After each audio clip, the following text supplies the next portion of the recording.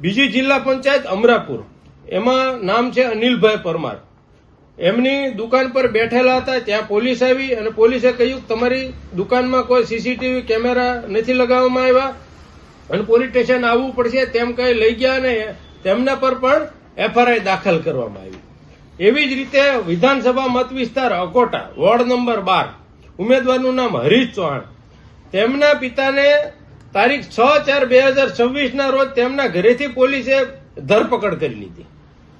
એવી જ રીતે વોર્ડ નંબર 12, નામ સોની ઓઝા, પોલીસે તેમની ધરપકડ કરી અને તેમના ફિંગરપ્રિન્ટ લઈ લીધા અને એમને એવા ડરાવ્યા અને ધમકાવ્યા કે આ જ કેસમાં આગળ તમારે કોઈ જે જૂનો કેસ હતો એમાં આજે તમારા ફિંગરપ્રિન્ટ લીધા છે, ઉમેદવારી પાછી ખેંચી લો, આમ આદમી પાર્ટી છોડી દો, નહીં તો તમને કોઈ પણ ગુનામાં ધકેલી દેવામાં આવશે, જેથી કરીને આમ આદમી પાર્ટીમાં તમારે રહેવું કે ન રહેવું એ વિચાર તમારે કરવાનો છે. એવી જ રીતે ward number 11, Minaben Parmar, police તેમના ઘરે આવી, તેમને પોલીસ સ્ટેશને બોલાવ્યા. સેમ મોડેસ ઓપરેન્ડી, એમને પણ કહેવામાં આવ્યું કે ઉમેદવારી પાછી ખેંચી લો, આમ આદમી પાર્ટી છોડી દો, નહીં તો તમારા પર પણ કોઈ પણ પ્રકારે ગુનો દાખલ કરવામાં આવશે. એવી જ રીતે માંજલપુર વિધાનસભામાં વોર્ડ નંબર 19, નામ બાલાભાઈ ભરવાડ, એમની બંને હોટલો જે છે એ સીલ કરવામાં આવી.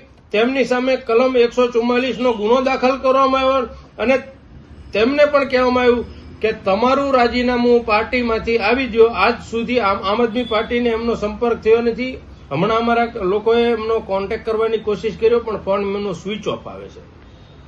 એવી જ રીતે વિધાનસભા મત વિસ્તાર વાઘોડિયા, તાલુકા પંચાયતની સીટ સાકરડા, નામ જયેન્દ્રસિંહ બગલા, એનઓસી મેળવવા માટે પોલીસ સ્ટેશન ગયા અને તેમની સામે પોલીસ સ્ટેશને એનઓસી આપવાના બદલે એમના ઉપર પોલીસે એફઆરઆઈ દાખલ કરી દીધી અને પોલીસે એમને એવી રીતે ડરાવી ધમકાવી રહી છે કે તમારી ઉમેદવારી પાછી ખેંચી લો અને આમ આદમી પાર્ટી છોડી દો. સેમ મોડેસ ઓપરેન્ડીથી આખા વડોદરા શહેર અને જિલ્લામાં જે રીતે પોલીસે ત્યાં સિંઘમગીરી બતાવી છે, એમના તમામ વિગતો, એમનો મામલો મેં આપના સમક્ષ મૂક્યો છે. ગુજરાતની જનતા આ બધું જ જોઈ રહી છે. સમગ્ર જિલ્લામાં, સમગ્ર ગુજરાતમાં આ પ્રકારની મોડેસ ઓપરેન્ડીથી જે ઉમેદવારો પોલીસ સ્ટેશને એમના એનઓસીના ફોર્મ લેવા જાય છે ત્યાં એક જ કહેવામાં આવે છે કે તમે ઉમેદવારી પાછી ખેંચી લો, આમ આદમી પાર્ટીમાંથી રાજીનામું આપી દો. એટલે આ કયા પ્રકારની રાજનીતિ ભારતીય જનતા પાર્ટી ગુજરાતમાં કરી રહી છે?